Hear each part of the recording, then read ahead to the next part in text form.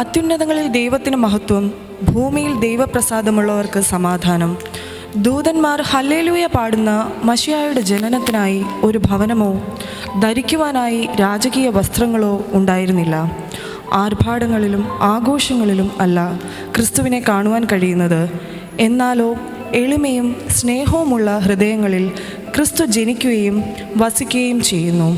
ദൂരെ ആയിരുന്നവരെയും അലഞ്ഞു നടന്നവരെയും പാപത്തിൽ വീണുപോയവരെയും തന്നിലേക്ക് ആകർഷിച്ച ക്രിസ്തു, അങ്ങനെയുള്ളവർക്ക് ക്രിസ്തുവിനെ കാണിച്ചു കൊടുക്കുന്ന ഒരു പുത്തൻ താരകമായി തീരുവാൻ നമ്മെയും അവൻ വിളിക്കുന്നു.